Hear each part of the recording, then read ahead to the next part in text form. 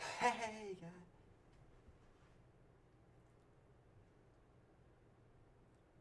Hey guys, Evan here from Gaming USA, and welcome to day 4, coming to the Five Nights at Freddy's 10-year anniversary. And today is going to be a very awesome day. Dawko has made an interview with Scott Cawthon 2.0, and we are going to react to it today.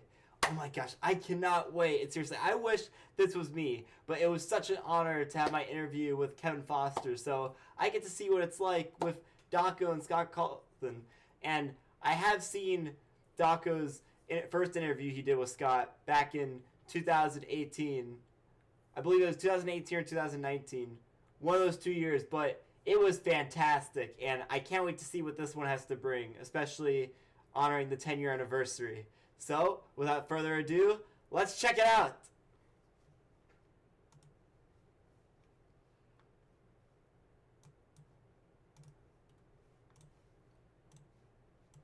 Just put you guys on the big screen so you guys can see what's going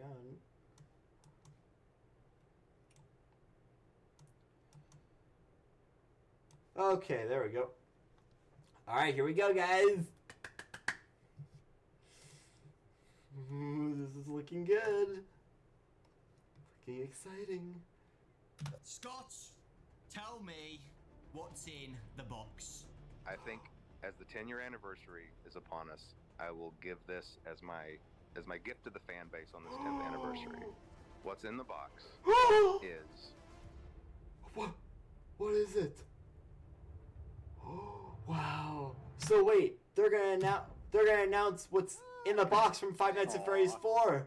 Hi, Mabel. Yeah, she's the best. What's going on, guys? Dawko back again. Hope you're fantastic today. And it's the 10-year anniversary of Five Nights at Freddy's. It is August the 5th, which means if you've been looking at the list, what the official Twitter has been saying, it's the interview with Scott Cawthon, everybody.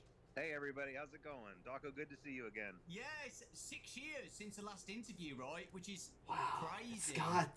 A lot of things have been happening since then, so let's go back a little bit. So the interview was 2018. So after that, we got Help Wanted, Special Delivery, Security Breach, Help Wanted 2, Ruin DLC, so there's a lot going on. And of course the future games as well. Yesterday, Steelwall has announced something. I don't know what it is yet because we're recording this, you know. Oh, yeah, I'm gonna check that out. But guys, whatever it was, I hope you're very excited for it. Future Dawko into the pit as well. Oh, heck yeah. There's so much stuff to look forward to, and it's really cool that you've done like a week. I'm playing that on August 8th as well. Stay tuned. You know, we've never seen something like this before. 10 years of Five Nights at Freddy's. I know, which is it's incredible. Crazy, right? Yes, it's crazy. I can't believe it's been so long since our last interview. That really seems like just it doesn't. How long did you say ago it was? 6 years ago? That's hard to believe. 6 years ago. Wow, that's crazy. I know, right? I've actually got a song for you that I'm going to play for you to celebrate the 10-year anniversary. Oh, that's so sweet. He has a song. All Right. Kind of an awkward. That's funny. All right, let's hear the song. Are you No, ready wait, you're for gonna be this? performing. Wait, you're gonna be performing this yourself, or is something recorded? I've got the harmonica right here. Oh, a harmonica. I've Okay, been my favorite. Oh, wow. practicing this song There you for go. over 32 years. Okay. 32 So, years. Dang. you ready for this? Awesome. Yes, ready. we're ready. What do you got, Dawko?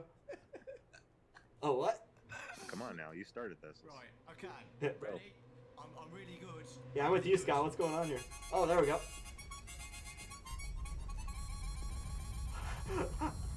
Oh, wow. Now, I will admit that I couldn't actually hear that. I don't know if your thing was cutting the audio out. Well, I actually played a spell. A spell. Oh. The spell is from 1864 by a wizard named Dewey Muscrewy. Dewey Miss Screwy. Okay. That spell has now hypnotized you to tell me all the lore of Five Nights at Freddy's. Oh, snap. I thought we talked about this in advance. Now listen. This is a bad idea to start talking about lore. All right, well, here, you'll have to give me specific questions, and I'll see what I can answer for you. I was joking. But I make no promises. Scott, tell me what's in the box. Okay, here it is. Here's Wow, what we're gonna. direct. Here it comes. And direct, just like that. Yeah. Well, look, okay, it's the 10-year anniversary, okay, and even though I like to be elusive, I like to kind of tease the fan base. I like to, and I do like there to be an air of mystery about things. Sometimes I do let things go on for too long, and I understand that sometimes things become not fun anymore, and things can become frustrating for theorists. But that's the fun So, part okay, of it. I think as the Well, 10-year I understand. anniversary is upon us, I will give this as my Okay, fans. as All my right. gift to the fan base on this 10th anniversary. I can't wait What's to in the hear. box Oh my gosh, I'm finally gonna know after all these years. Is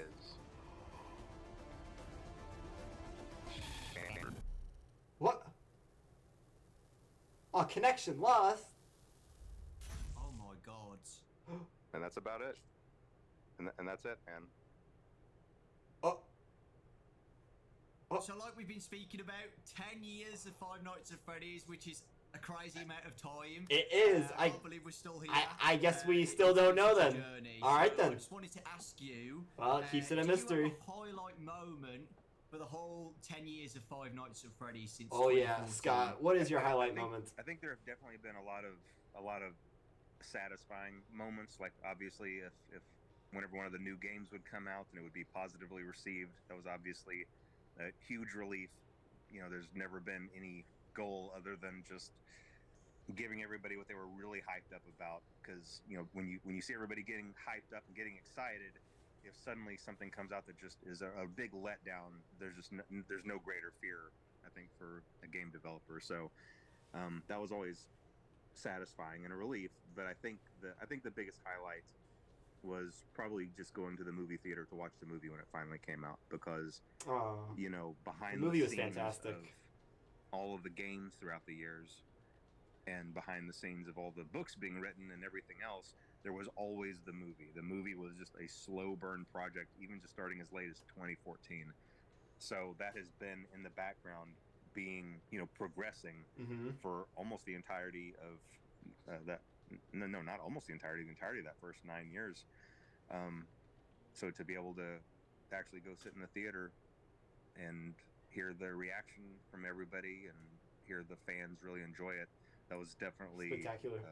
That was definitely a moment of just real happiness for me, I think. Literally 9 years, you know, having ups and downs, you know, getting the script right as well. I know you've said on post before you've had so many scripts made for the movie. The plushes in Manhattan or something, that was one of the scripts. So yeah, it was.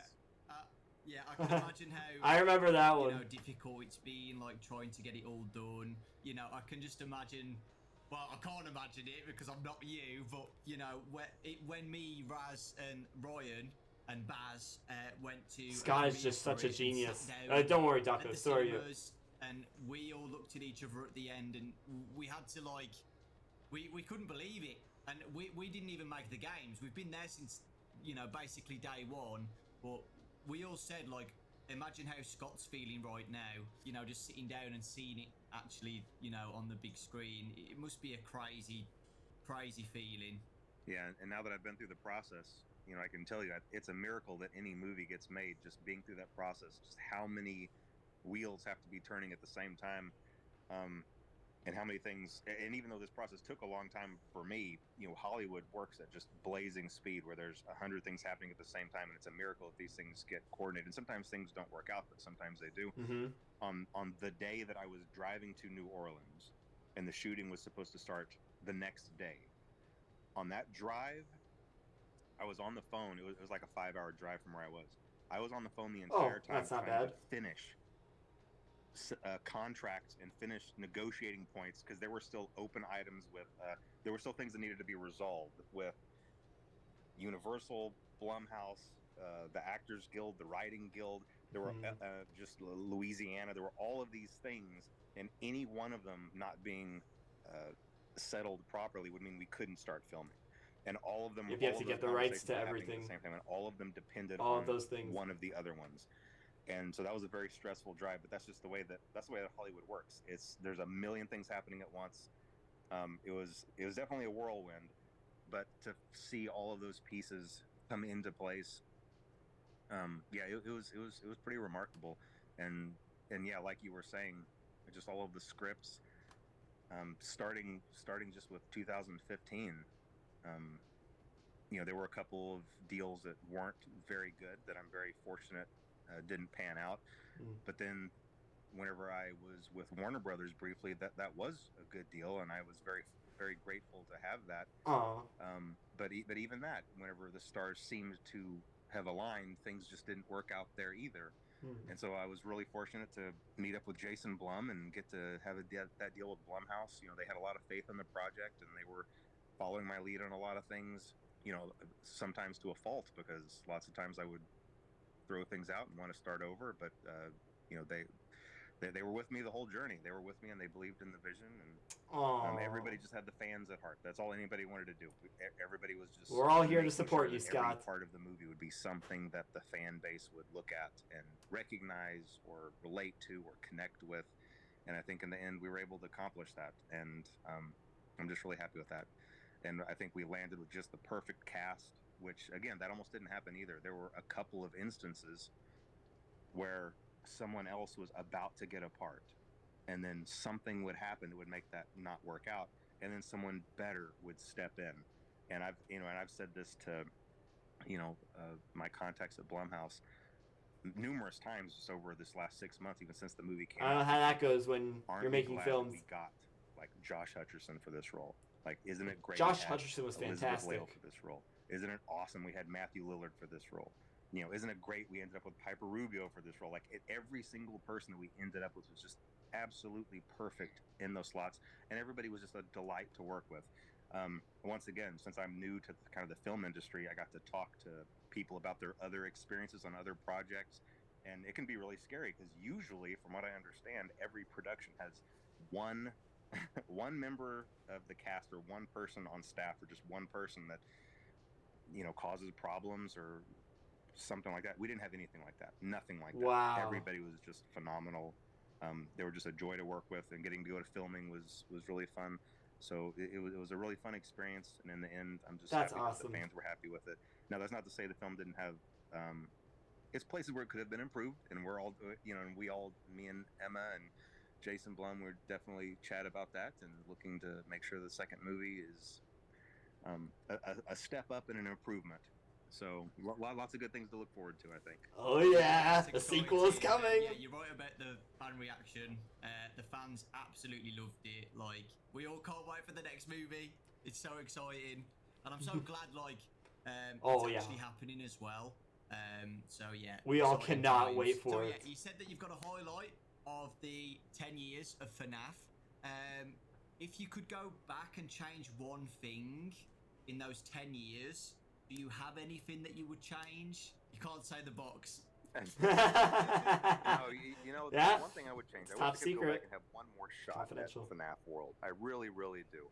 I know it still would definitely be the oddball in the series, no doubt, and maybe it would still have been a poor decision in general, but there were just a lot of bad decisions made at the beginning of that project that doomed it from the start. Like, I was making it with mobile in mind, so it was a really low resolution. I was thinking about it as a game on the phones.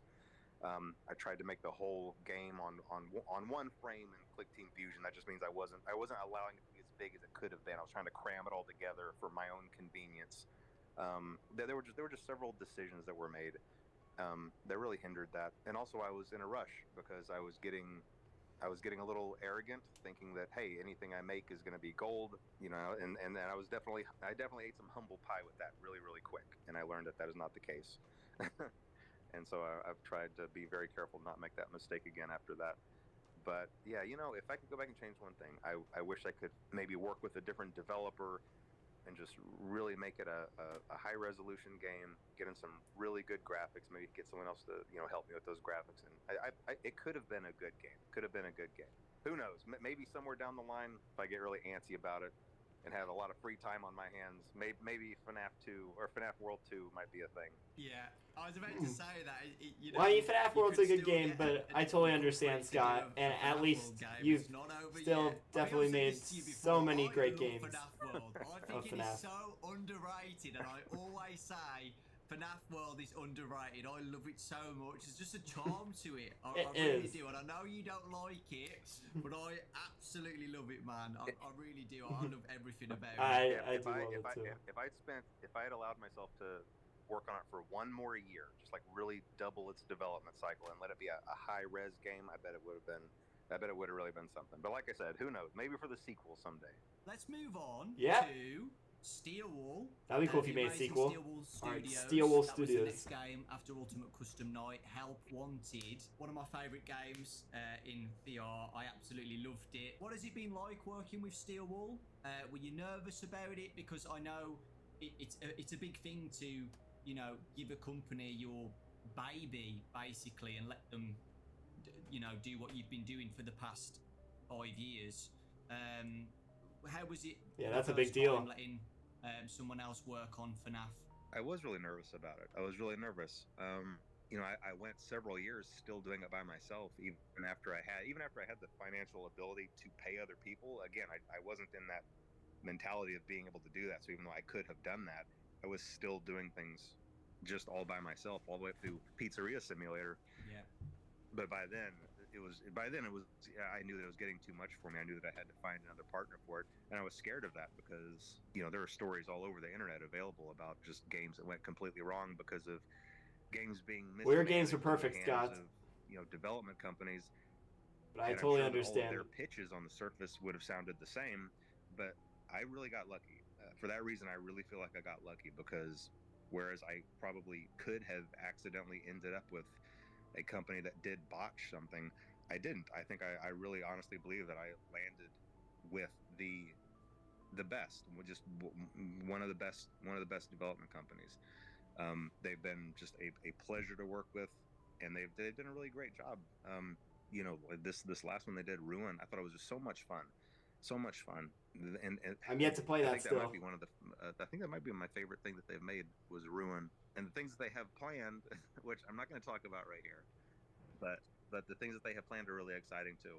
So Ooh. yeah, I've been really happy. It's been a really good experience. Well, I'll tell you, on Help Wanted, I was going to throw in, I'm happy with how Help Wanted came out, because at the time, and I don't have this anymore. I don't have a 3D, I don't have a VR setup anymore. But whenever the first Help Wanted came out, I did have a VR setup, so I was able to beta Nice. and of course, I was leading the charge to want to beta test my own games. I got into the Funtime Auditorium and I noped out of it. I took the headset off and I immediately got on the phone with Steel One and said, I'm not doing it. I'm not going to test it. You test it. You're going to test it. You'll find someone else to test it.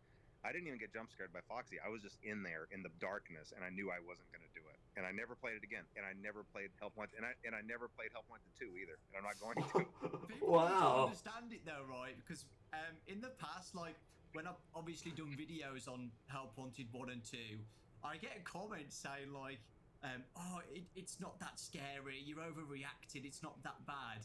But you don't know until you've literally put on the headset, right? Yeah. It's completely different, you know, just watching it from a screen is compared to having the actual headset on. It's terrifying. Yeah, completely different experience. Oh yeah, way different. You're in a whole different world. Is one of my favourite characters in FNAF now. I absolutely love Glitch Trap.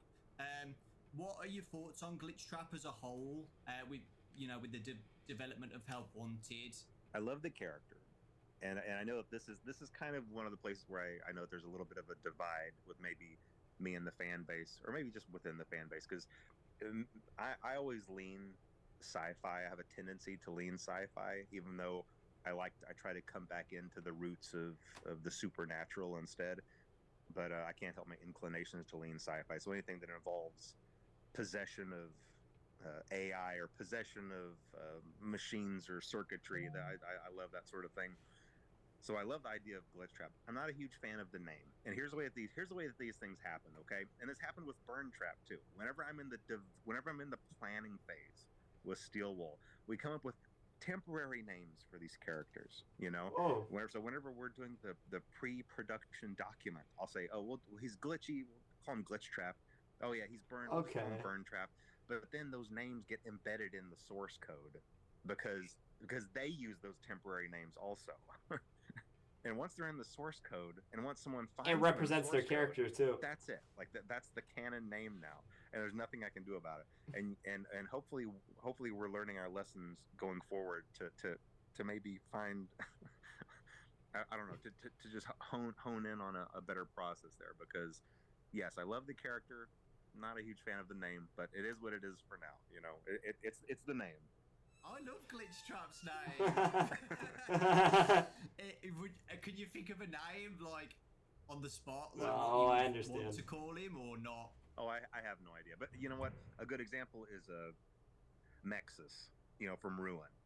Now that was a character. Okay, where I don't know that character even just because when I I haven't played designed Ruin yet. Of the game, Spoilers. I thought that through, and I came up with that. And I'm really happy with it. I really like that name. It's a really cool name.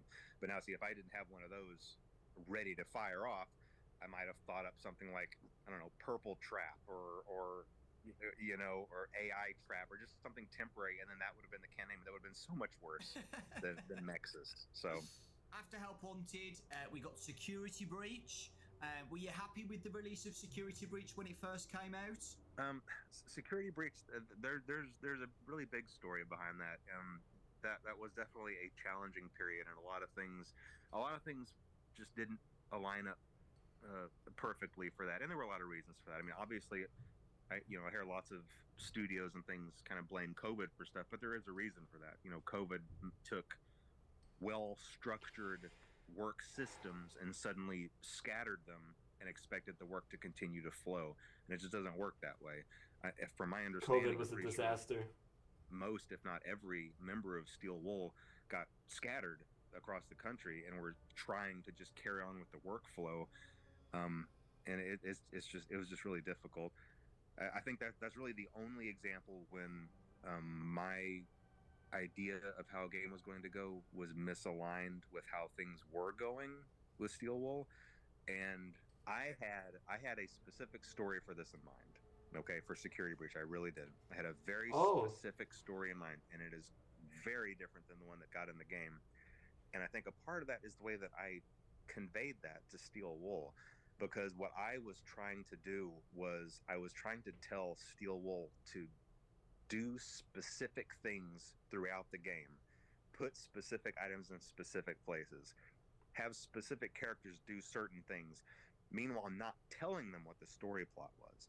Because in my head, I was thinking, okay, when people find this, they will connect this to this to this, and it will all be revealed. And I thought I could do that without telling Steel Wool the story plot. That didn't work out very well, because they got all of these pieces and they thought it was their job to connect them in a way that made sense. And so really what you ended up having were the same pieces, but telling completely different stories. So it's and the since same I was thing trying to kind of his tell a ideas, but they specific changed story the with story a in a little certain bit. direction, they were taking pieces I didn't fully understand and trying to craft a story out of them. And again, I don't blame them for that. I blame myself for that, because I guess what I should have done is just said, hey, here's the story. Here's why these pieces are here. Here's how they're supposed to connect. And I can give you a really easy example for this. And I'm Well, it's okay, hesitant to Scott. At say least you're this because I don't giving like messing ideas. with the lore. But I think in this case, it's okay. When it comes to Burn Trap, originally, Burn Trap was never supposed to move. He was supposed to just be something you saw in the corners, or like if you were walking past machinery, you might be able to peek in between two things and see him in the corner or propped up against a wall, almost like a some kind of decaying movie prop, and you never fully understood what his purpose was. And he had a very specific purpose, and I'm not going to say what that purpose was, but realistically, he never moved. Well, obviously, that's not what we got in Security Breach. In Security Breach, we got a capsule opening and purple smoke flowing out, and him climbing out and coming to get you. And so it's just not quite the same thing. So, but anyway, it didn't turn out the way anybody wanted. But hey, whenever that happens, just like whenever I stepped in it a little bit with FNAF World, me and Steel Wool got together. We were like, look, all that matters now is making things right by the fan base. That's all that matters. We all had the best intentions going on. We all wanted to make a good product, and we went in and we made Ruin for it, and I hope that redeemed the game, and I feel like it did because I think it was really great. And yeah, Well, you and did it with anything your that we heart do too, going Scott. forward that continues that story or has those same themes, I think we're just going to be in a much better situation to continue on. So, the Ruin DLC came out a year ago now, which is crazy to think about. Time's going so quickly, and It really is. fan It's reaction flying by to that so was quick. amazing. Can't just slow down. Everybody loved it, and everybody's looking forward to what's next. The ending of Ruin, with a specific character that came out, a new character into the games, the Mimic. Don't know that any one. thoughts on the Mimic? I cannot share any thoughts on the Mimic other than I really like that character. This is a character that I really like and I'm really excited about. I think it's a really terrific antagonist, and I don't think it's the last that we've seen of the Mimic. That's all I'll say. Yes. With that, do you have a favorite character in the Steelwool era of games? I mean, Music Man is too obvious of an answer, right? I mean, I think all of those. Music all Man those is a good characters turned out character. great. In fact, I think this is why it's hard to pick a favorite because all of them turned out so well. You know, I've always really liked Vanny as a character. I don't think that Vanny was utilized to her fullest potential, and so hopefully we'll see another opportunity for Vanny to return as well. We'll see. I know Vanny. Ooh, okay. Moving on to the books. I don't know if that's Officer Vanessa or not. The books have been amazing. I've been doing little summary videos on the channel with Fazbear Frights. That was awesome. How has it been working on Fazbear Frights? Oh yeah, it's actually I know really Fazbear enjoyable. Frights. It's probably one of the most enjoyable things that I do because I just get to think up a really scary scenario, and then I create maybe a 10 to 15 page story out of it, and then I have writers that I work with, obviously, and they take that and they really flesh it out and fill it out and add the details and turn it into a full-length story, and I get to kind of just really see it come to life. So it's been really enjoyable, and that's something that I really enjoy. It's funny because it's one of those things where as long as I know that's something that's happening in my life, I might be at the gym or I might be watching the show, and then suddenly something will come to mind, and I'll be like, "Oh man, this is gonna make a great story," and I get right home and I start working on it. Do you have a favorite story out that's of all like me of them? too when I make I think my favorite videos. story it's probably Bunny Call. I know that's kind of an oddball choice, but there's a reason for it because some of these stories are based on my real life experiences. Bunny Call is not completely made up. I used to take my family to a family summer camp. Okay, this is one of my two. This is my two oldest boys were maybe 11 and 12 at the time. Or no. I bet they were 13 and 14. It's hard to remember exactly when this was. But then I had younger two that were just babies still. And whenever we showed up at camp, and we were all in the auditorium signing up for activities, it was rafting and boating. One of the things you could sign up for was a panda call. Okay? A panda call? And a panda call it's a very deceiving title because what that meant is that early in the morning, a bunch of the camp counselors dressed as killer clowns would come into your cabin and scare the crap out of your kids to wake them up early and drag them off to their daily activities. And so I signed up my two oldest, Ian and Braden, my old beta testers from whenever all their lives testing my games. I signed them up for it. And I thought, oh yeah, this will be kind of fun. It was kind of fun until the next morning started rolling around. I started thinking about what I'd done, because then the next morning I woke up at 5 a.m. and I realized they're out there somewhere. Like this is happening right now. Oh my and I started gosh. listening for screams, and I started listening for noises. And I even snuck out and went outside, and it was dark, and there were crickets chirping, and I was looking around, and I just thought to myself, somewhere out here in the dark, in these trees, are a bunch of clowns. Oh my gosh. And they're coming to my cabin. That's terrifying. And it was a really, really scary sensation. Oh so yeah. I just went back inside and I looked at my family sleeping. I looked at my baby sleeping and my kids and my wife, and I was like, what have I done? Like, what have I done? Gosh. Of course, it ended up not being a big deal because then I just heard a soft knock at the door and I opened it and there was a row of killer clowns. I said, never mind, you guys, and they just walked on. And so it wasn't a big deal, but it was still a really eerie feeling like I had signed up for something that I'd regretted and I couldn't undo it, And so I based Bunny Call on that. Oh, that's awesome. Oh my gosh. You said that you've got relatable stories. Do you have a relatable story with Fazgoo? Look, okay. Listen, anytime there's a series of a whole bunch of I different believe things, I you're gonna remember have some that Fazgoo. are great, and then some there's like, well, like what was going on with this? You know, I don't know how to explain the Fazbear. I'm sure I had something in mind that was really great, but you know, they can't all be winners. Now I will say, a couple of the other ones that had real life connections. You know, sometimes you hear about people talking about their sleep paralysis demons or whatever. That's never really made I sense to defeated me, but mine now years ago. it kind of makes sense to me, and I don't know why it does. Yeah, every once in a while, a person will you'll wake up, but you'll still be paralyzed in your sleep, and for some reason, I guess in that moment, you're still half dreaming, and so you have a tendency to still maybe see something before you fully wake up. And the Blackbird creature was mine. That creature on the cover of Blackbird is my sleep paralysis demon, because I was on vacation, I was by myself, and I don't know what the circumstances were. I feel like I was taking a midday nap, but I woke up with a jolt, and for a split second, I saw that thing standing over me, and I couldn't move, and my body was tingling, and I was just frozen up. And I was just so disoriented after that, but I never forgot that, and I knew immediately after that, it's like, I've got to get this into a story somewhere, like this crazy looking creature.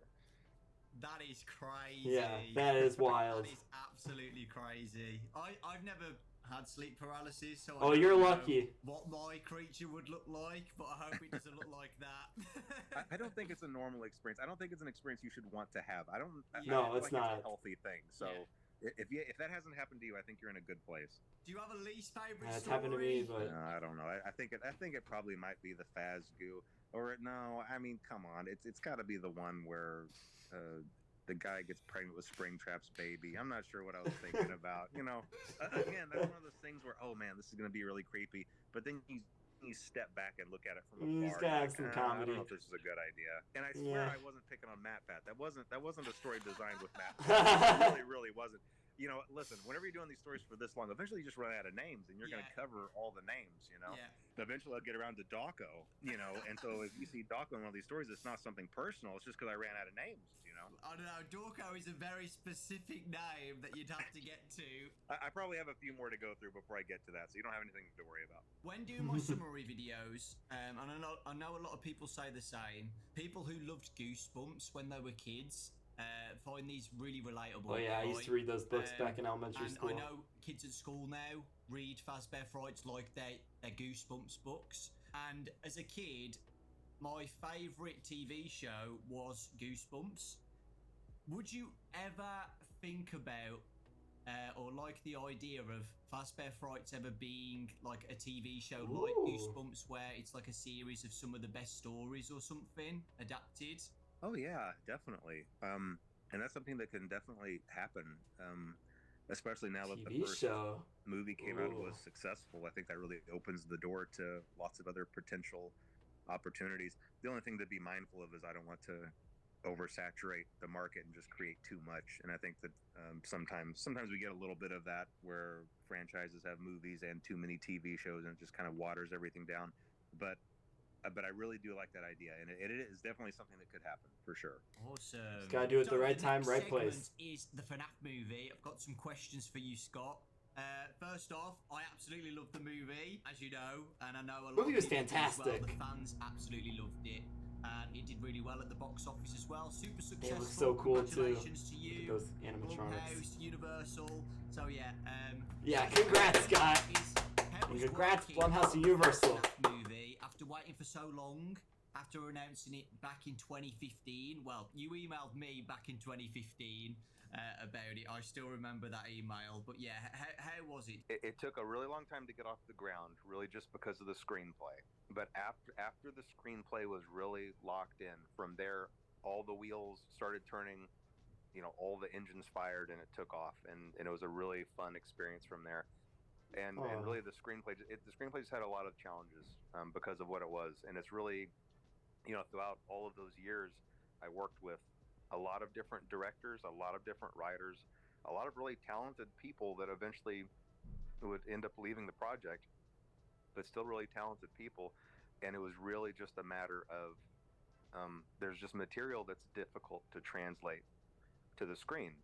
And one of the biggest issues is the animatronics, obviously being the monsters in the monster movie. If I were to approach any writer of a horror movie or any director and say, okay, here are your monsters, go make a monster movie with them, that's easy. You give them all a knife, you go in, you just make your generic slasher, but just have it be, Freddy, Bonnie, Chica, and Foxy doing the slashing. The nuance here is that these animatronics are possessed by the spirits of kids, and these are innocent kids. These are victims themselves. So it's very, very difficult to still have a horror movie, still have those kills that you need, but still preserve the innocence of those kids. And it's a really difficult thing to do. And there were several screenplays that did not hit that mark. And I think I was more cautious about that and more picky about that than anything else. If kind of the innocence of those spirits was not preserved properly, I wasn't going to go forward with it.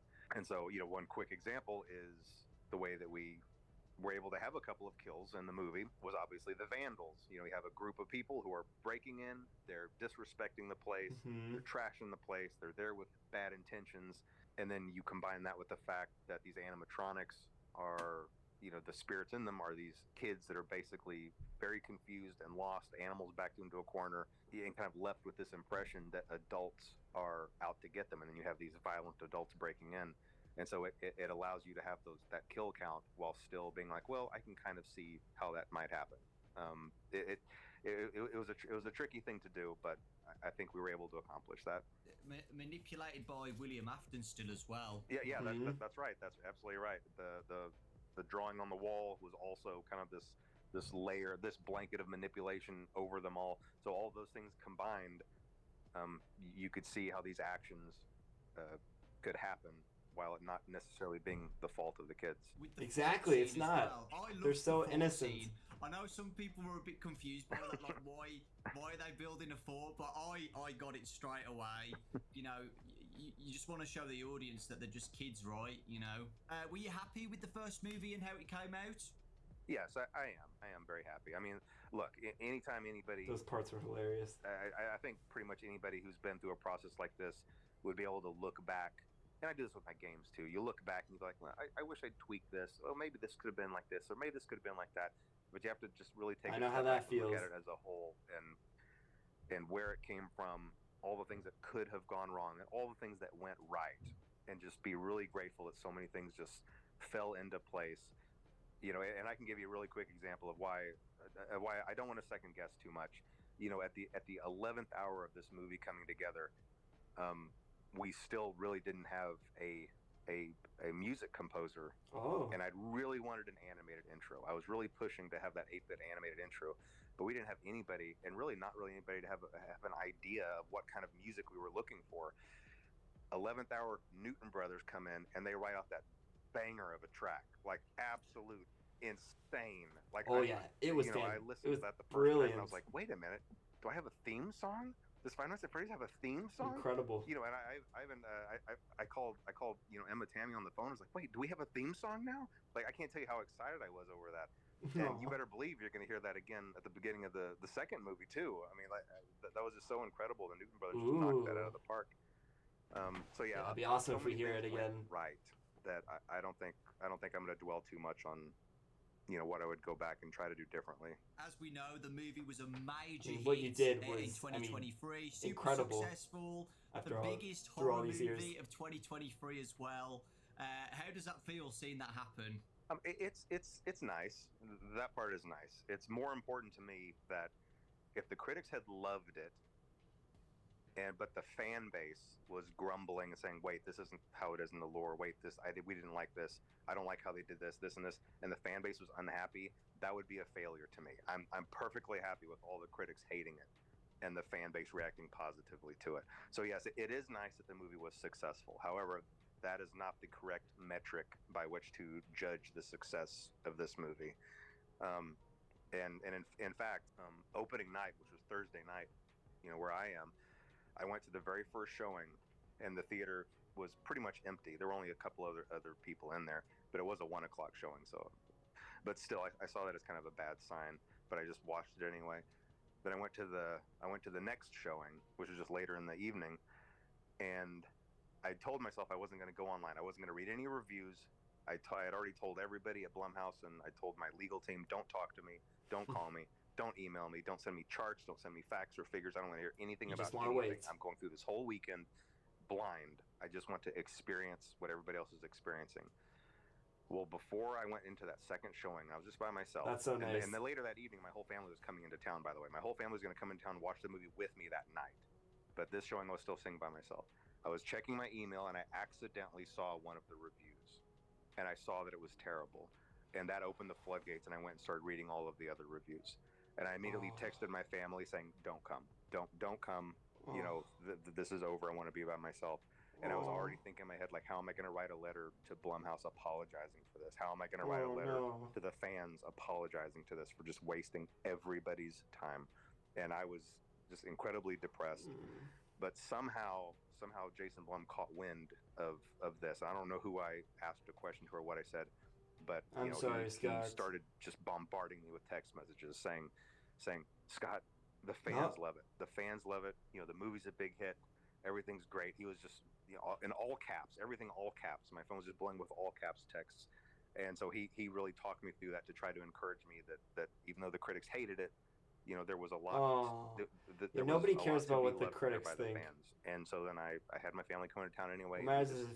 Sat how you feel about it and listened to, you know, the cheers and enthusiasm, and it really lifted my spirits. Critics don't matter. But, you know, for a couple of hours there, man, I was pretty distraught. I thought the whole thing was just a complete disaster. But it wasn't. Yes, I was just gonna say yes. Okay, you know, it all worked out okay. Yeah. And again, the movie's not perfect. There's definitely room to improve. But yeah, I'm definitely happy that it was, in general, received well by the fan base. And you definitely made 2023 better for us, Scott. Which is bringing our childhood to life on the big screen. It's going to be coming out in 2025. Is it December? Oh yeah, which is very exciting. Is there anything exciting to talk about on the second movie? Anything you want to say? I'm not going to give away too many details, but I will say that I'm following kind of the same formula where the first movie is focused on the first game. Okay. So I'm going to try to carry on that tradition onward with future movies. And I think that is absolutely the way to go. And I think everyone's going to be really, really excited for what's planned for the second one. You know, the first one was really challenging because it's so much setup. It's like, how do you establish all of this? But now that we have that launch pad, where to go from there came a lot just more natural. It felt a lot more natural. And we were able to really craft just a really great story, I think, and I'm really excited about it. And I won't say anything more, but I'm really hopeful that everyone's gonna really love what's gonna come around December 2025. Yes. Oh yes. Exciting. And is Emma back and everything? Oh yes. Yeah. Emma's gonna be back. She did such a great job on that first. Oh yes. You know? Emma's. She's really directing good, again. With the same director. So now we're going to be talking about Into the Pit. Oh yeah, the game that's coming out in 4 days. By Mega Cat Studios. We just got the trailer. Another trailer, a couple like last I've been week. seeing teasers on this. It looks amazing. It looks yes, so yes, good. exactly, Dawko. How has it been working on the game based on a Fazbear Fright story? It's definitely been a unique experience. You know, I first started talking to Meg. I mean, it's been years and years since that game has been in development. And originally, it was just supposed to be a little novelty one-off. Like, oh yeah, here's this little company that makes 16-bit cartridges, and that was immediately appealing to me because I'm all about the Super Nintendo. And so if I could make something that would come on the Super Nintendo cartridge, you know, sign me up. That was the most exciting thing, the most exciting product I'd ever worked on. It was still just supposed to be a novelty, but as the development went on, everybody was looking at it thinking. And Steelwool didn't make this one this time. It was made by a different company. Really and so they just kept on going with it. Which I was surprised. They could have stopped a lot sooner, and they could have stopped with just a little simple novelty game, but they just kept going, and I kept looking at thinking, yeah, keep going, and they kept going. You keep and I moving. would keep looking at it, and it just turned into this big, full-fledged, full-sized game. So we obviously decided to venture away from strictly the cartridges, so that everybody can be able to play it on Steam and everything. But it's really unique. It's just a really, really unique game, and I do love that it really gets into just this really gritty kind of these kind of gritty graphics that I haven't seen since, well, I guess since the late '90s. Whenever you had those point and click type adventures, and you had that real kind of a Arcade pixelated style. art style that can be really creepy at times. Mhm. I don't know. It's going to be a really unique experience, and I think that everyone's going to really be excited about it. I really do. Awesome! I can't wait to play it. Yeah. Oh my gosh. I'm so hyped for it. Literally. Then. Oh, it's been great. It's been really great. I really haven't had to give them. I mean, I have had to give them direction, but for the most part, it's been weird. They would go into the hole for 6, 7, 8 months at a time, and I wouldn't hear anything from them. To the point where I thought, is this okay? And I would even, I talked to the other people that I work with, like, is this game okay? Is this going to be okay? Are they okay? Do I need to check on this? Do we need to check on them over there? But then I would get an update, and it would just be all this crazy new stuff and all this crazy detail, this fluid animation. It's just crazy stuff. They're putting a lot of hard work into it. A lot of hard work pays off. And then we just repeat that cycle. But now here we are finally at the end of that road, and I think it's just turned out really great. Like I said, really unique. I think everybody's going to really like it. The reaction to the trailer has been amazing. All positive feedback about it. Super excited. It's awesome that they're still making FNAF games the story to this of day. Into the Pit as well. Into the Pit's probably my favourite Fazbear Fright story. So with all the positive feedback But about you it, started all this, Scott. Thanks to you. You're our hero. The future of FNAF spin-offs made by other studios in the future. Oh, it's definitely a possibility. In fact, I'd really like them to start working on Fetch. I think Fetch would make a really good game after this. Some stories obviously cater more toward being a good game than others, but there's something really scary about the thought of Fetch. Something always being out there and kind of watching your house, and then trying to come in and do things for you. Like, this is kind of a scary thought. The thought that I might be online shopping looking for a specific thing, and somehow something out there is hearing that and receiving that, and then gonna come to me, sneak inside and put it somewhere without me knowing that it was there. It's just a creepy scenario. It's a creepy setup. That sounds like a cool game. I think it'd be a really cool game to have to stop this thing, because obviously Fetch was out doing a lot of menacing things, to have to sneak around a neighborhood and stop this thing that's sneaking around so undetected. I think it'd be a really cool game. So hopefully that'll be the next project. We'll see. As the franchise has grown, that would actually be a really awesome project. Have you faced with running a franchise of this size? Is there anything you think you could be doing better? I think something I should have maybe been doing better is I should have had a better structure in place as far as people to talk to the fan base. I've always kept that on myself all during the years, and in the early years, I think that worked great because it was a little indie game, a little indie community, and then me, the indie dev, just chatting with the community and talking. But as the years go by and the franchise gets bigger and bigger, I don't know. I feel like I've slowly kind of lost touch with the fan base. Unfortunately, it's not that same.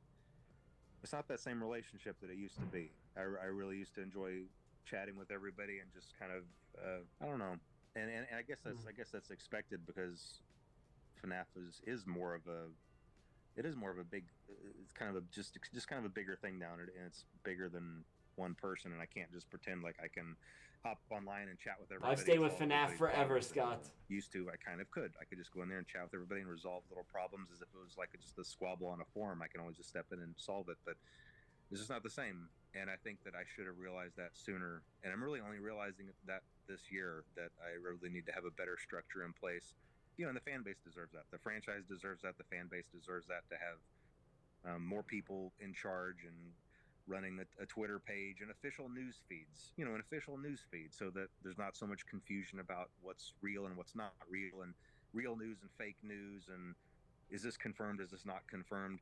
I could have avoided years of that if I just kind of had a better structure in place with people to listen to, and like I said, a news feed, and someone else to just provide better answers to the fan base. So I'm trying to get all that in place, and I really think I think it would just better serve the fan base. I think everybody would be a little happier if it's not just me trying to jump in and straighten things out when needed. I mean, with your teasers, I think the and Twitter's it's great idea. yeah, and the Twitter is really this doing in great. June, but it was announced today. The schedule for what's coming out during that week is really The exciting. schedule is and exciting. really good. So people can get excited for the anniversary. They kind of know what's coming, which is really exciting. And communication like that, people have really appreciated that. So thank you for doing that. And looking forward to seeing what happens next on the Twitter. I know, I cannot wait to. Apart from the second movie to look forward to, is there anything else you could hint at for the future? Any future titles or any little hints to get people excited for the future? One of the good things is going to be coming from Steel Wool, but that's going to be announced here in this same week that your interview is going to air. So I think that's it. Oh. In fact, I'm not sure if it was right before this or right after this. Yeah, it might have been right after this. Yesterday.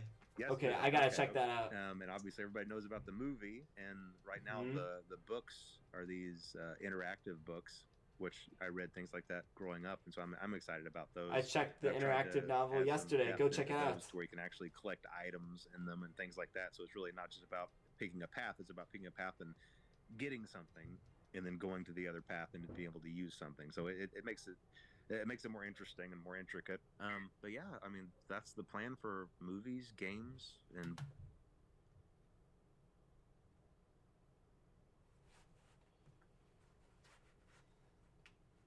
books. And I already told you my hope for the next Mega Cat game, and there is another game planned with Steel Wool, but that's not going to be announced for a while yet. So I at least can't there's talk another about that, game but there is coming. something down the pipe. I do miss your game, Scott. Okay.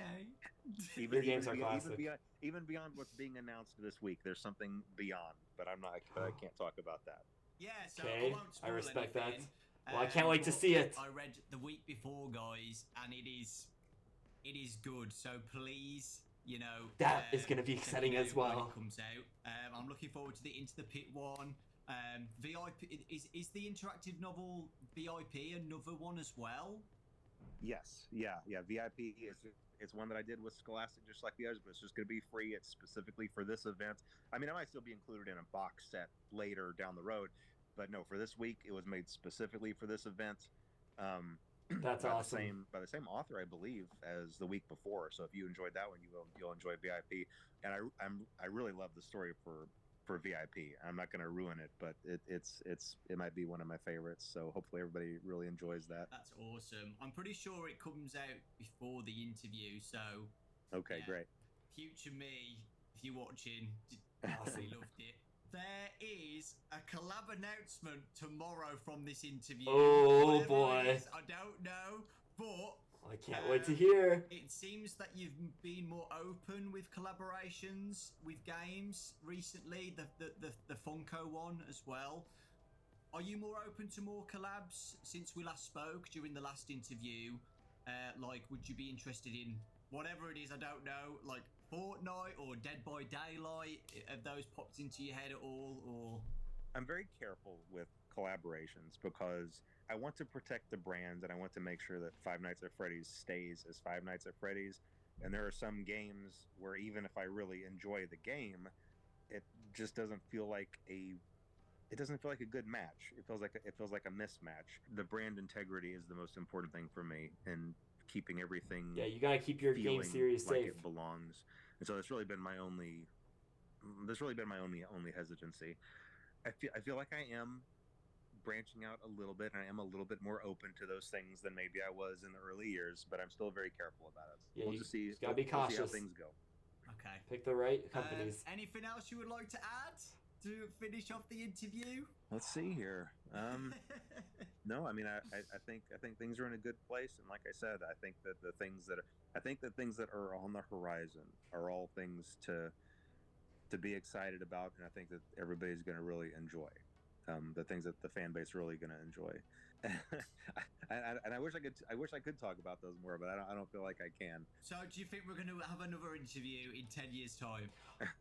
It doesn't have to be 10 years. We can try to do this a little bit more often. Awesome. Every They're gonna do 5 more years? interviews. Yeah, every 5 years. Awesome. There's gonna be Okay. more interviews. Shaking your hand. Wow. Make it a regular thing. I wish I was Dawko. Awesome. That's gonna be The incredible. biggest Well, I'm thing staying that tuned for all of everybody's those. been begging me for this interview when I announced it is the box.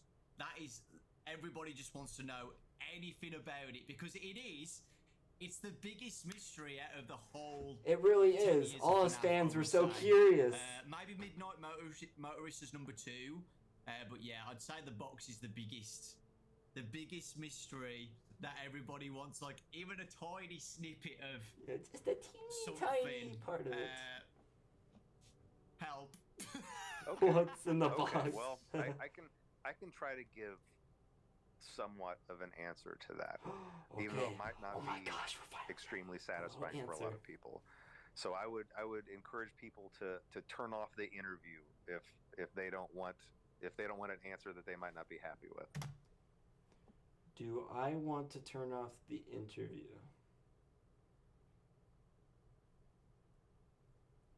I've been curious for 10 whole years. I've watched Matt Pat's theories. I've been a fan for this whole decade. I have to know. But, whenever I'm making these games, there are a lot of things that are in my head that are just flowing ideas. And when I have them and put them there, it's the first half of something. It's like a string or a rope just like reaching out. And I know that what's there on the other end is there. I trust that it's there. I know that it's there. And then whenever I progress forward, the rest of that just reappears. The rest of it appears and just fits into place perfectly. That's how all my games have been made. I feel that there is something there, and I make the roads to get there for that to be revealed. But then sometimes when things do progress, the roads aren't always the same roads as the ones that had been planned before. And so what that means is, even though at the time something was definitely there, something was definitely reaching out to be there, and I could feel that it was there, the progression of the story didn't go there. And so those strings never got pulled on. Those strings. And those marionette. And the other half of that idea remained in the ether, remained in my subconscious. All of that to say, there is something in the box, but I never pursued it, and I don't know if I can find it again. And I think that's the best answer that I could possibly give for that. Scott, thank you so much for the interview. That was an awesome answer. Thank you. Really thank you so much, Scott, and Dawko for bringing him in here. We're looking forward to this week. Oh my gosh. We so are. Playing all the demos and getting ready for Into the Pit in a few days. I'm so excited for Into the Pit. Into the Pit. I really am. And all the Fanverse stuff as well. I cannot wait. The Joy of Creation, that demo. I'm looking that demo was pretty fun. As well, and reading the new book. There's a lot in that week. It was a lot of fun. I'm going to just be MIA that whole week. I've already told my friends and family, like, I'm not going to be here for the whole week. Don't call me. Don't text me. It's like me too. I'm just like, no, I'm just going to be doing everything on the schedule. I really do appreciate it. So, yeah, I think that's it. Which is really weird. That hour went so quick. Thank you guys for watching. Again, I appreciate you guys. Thank you, Dawko. Without you guys watching the channel, we appreciate you guys too. I wouldn't be doing this in the first place, interviewing Scott. So it really does mean a lot to me. Thank you so much. Such a big deal. I hope you all have a fantastic 10-year anniversary week. Thank you. Enjoying yourselves, playing the demos and reading the books and stuff, and are excited for Into the Pit. And Steel Wars announcement as well. That's so exciting. But yeah, thank you, Scott. I appreciate it. So yeah. Thank you so much, Scott. Thank you so much for bringing our childhood video game series to life. Bye, buddy. Bye, guys. Thank you so much, Scott. Bye.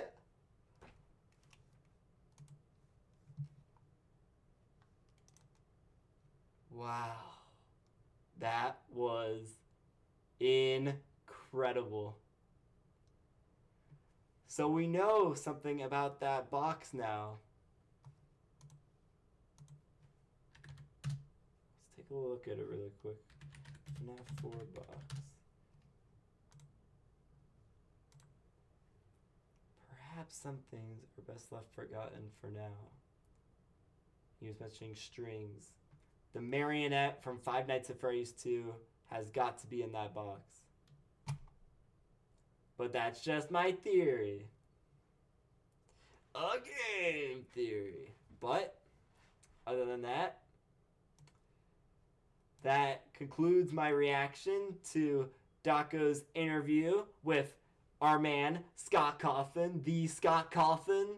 And please stay tuned for more future Gaming USA videos and some more FNAF 10-year anniversary content coming your way this week. We're almost there, guys. Almost to the 8th. 4 more days. 4 more days. 4 more days. We can do this. All right. As always, I'll see you all in the next video. Peace out, gamers.